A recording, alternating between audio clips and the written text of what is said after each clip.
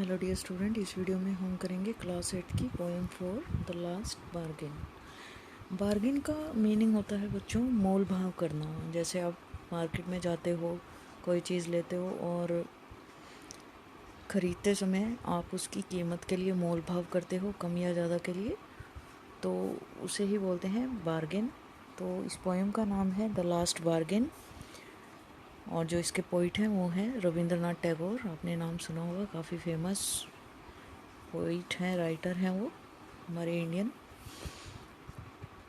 तो देखिए इस पोइम में रविंद्रनाथ टैगोर क्या कहते हैं। A bargain is an agreement in which both parties promise to do something for each other.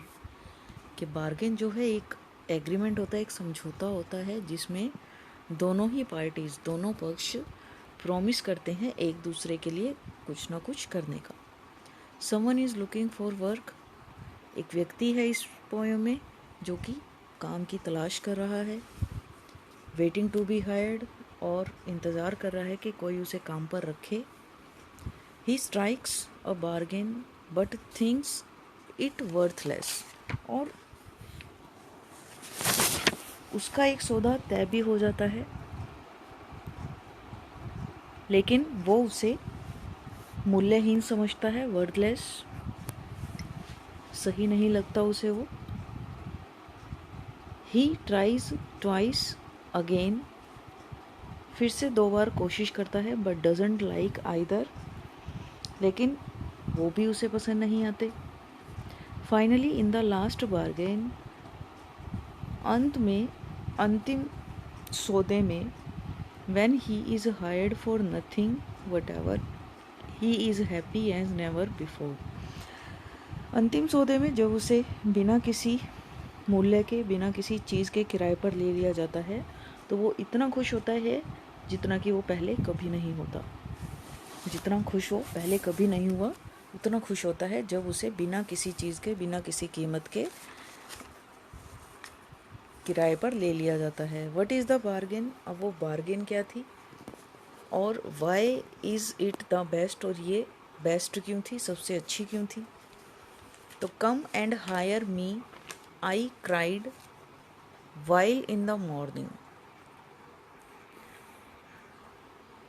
Poet, वो व्यक्ति कहता है, पर्सन, कि come and hire me I cried while in the morning I was walking on the stone paved road. Stone paved road होता है पत्थरों से बनी हुई सड़क। कहता है आओ और मुझे किराए पर ले लो। मैं चिल्लाया, आई क्राइड मतलब मैं चिल्लाया, वाइल इन द मॉर्निंग जब मैं सुबह जो है एक पत्थरों वाली सड़क पर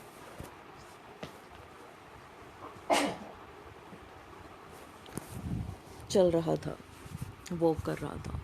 sword in hand the king came in his chariot, chariot होता है रथ, स्वॉर्ड मतलब तलवार। एक राजा हाथ में तलवार लिए अपने रथ में आया। ही हेल्ड माई हैंड, उसने मेरा हाथ पकड़ा, एंड सैड, और कहा, I will hire you with my power, कि मैं तुम्हें अपनी पावर के साथ हायर करता हूँ, किराए पर लूँगा। But his power counted for not, not मतलब यहाँ शून्य से है, जिसका कोई मूल्य ना हो, कि उसकी जो पावर थी, उसकी जो शक्ति थी, उसका मूल्य शून्य था। And he went away in his career, और वो अपने रथ में सवार होकर वापस चला गया। In the heat of the mid day the houses stood with shut doors, shut doors मतलब बंद दरवाजे। कहता है दोपहर के गर्मी में, हीट मतलब गर्मी, मिड डे मतलब दोपहर, दोपहर की गर्मी में जब घरों के दरवाजे बंद थे, आई wandered along the crooked lane, crooked मतलब मुड़ी हुई, लेन मतलब गली, जब मैं मुड़ी हुई टेढ़ी गली में भटक रहा था, वंडर मतलब भटकना, भटक रहा था। An old man came out with his bag of gold, तब एक बूढ़ा आदमी आया अपने सोने के बैग के साथ। He pondered and said, pondered pondered का मीनिंग क्या होता है? विचार करना, विचार किया। उसने विचार किया और कहा, I will hire you with my money, कि मैं तुम्हें अपने पैसे से किराए पर लूँगा। He weighed his coin one by one, एक एक करके उसने अपने सिक्कों का वज़न करना शुरू किया। बट आई टर्न्ड अवे, लेकिन मैंने उसे वापस भेज दिया। यानी कि उसका जो गोल्ड था, उसके जो पैसे थे, कॉइन, सोने के सिक्के, वो भी मुझे जो है, उस व्यक्ति को जो है मूल्यहीन लगे।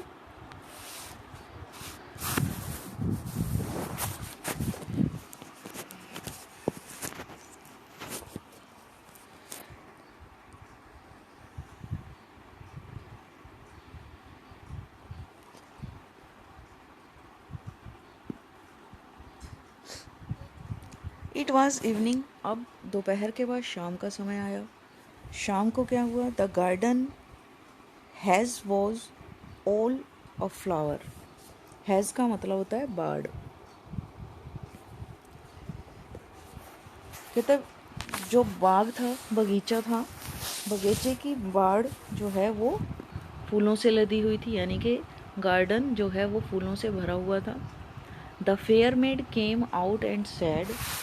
फेयर मेड होता है ब्यूटीफुल लेडी को बोल देते हैं, परी के जैसी दिखने वाली लेडी, सुंदर लेडी।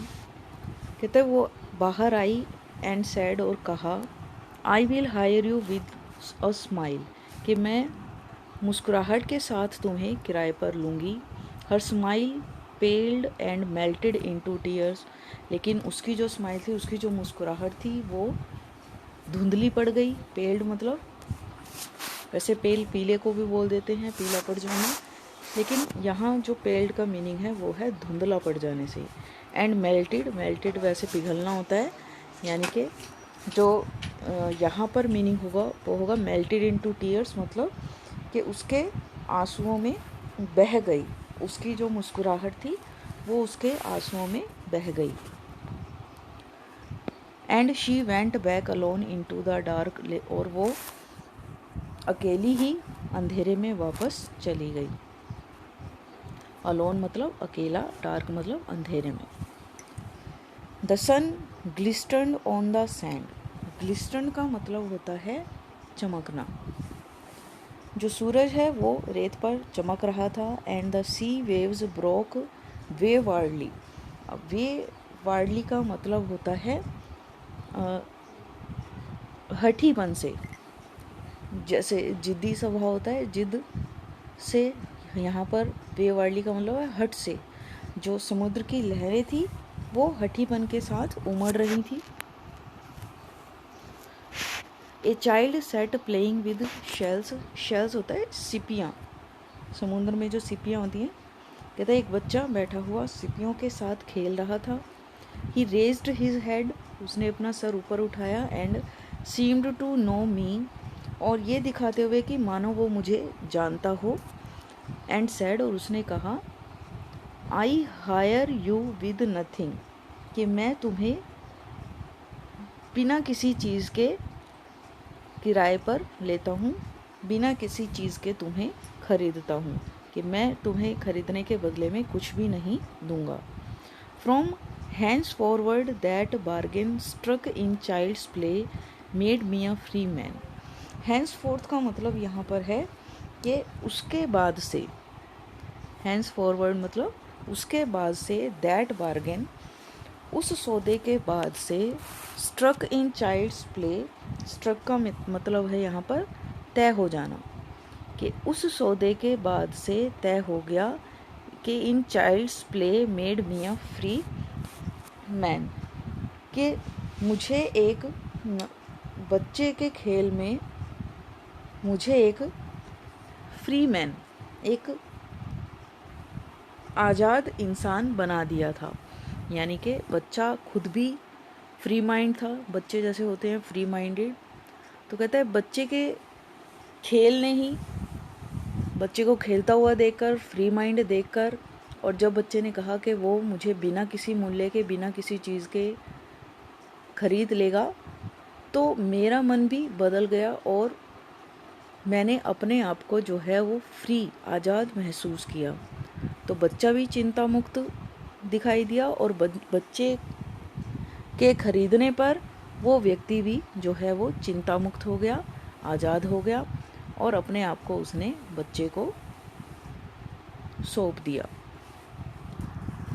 बेसिकली जो इस पोएम में पोइट बताना चाहते हैं वो ये है कि जो बचपन होता है वो टेंशन फ्री होता है, केयर फ्री होता है, कोई चिंता, कोई तनाव उन्हें नहीं होता। और इंसान जो है बड़ा होने के बाद पैसों से, अपनी ताकत से या किसी न किसी चीज़ के लालच में फंसकर वो तनावग्रस्त रहता है, टेंशन में रहता है, फ्री लाइफ नहीं जी सकता। तो इसीलिए जो ये व्यक्ति है जो अपने आप को हायर करवाना चाहता था, किसी को किराए पर देना चाहता था, कि चाहता था कि कोई उसे खरीद ले, कोई उसे काम पर रख ले, तो उसने अपने आप को किसे सौंपा लास्ट में? एक बच्चे को, क्योंकि बच्चे के पास जाकर उसने अपने आप को आज़ाद महसूस किया, फ्री महसूस किया। आई होप कि ये पोएम आपको अच्छे से समझ में आई होगी। फिर भी अगर कोई प्रॉब्लम है तो you can ask me any time. Thank you.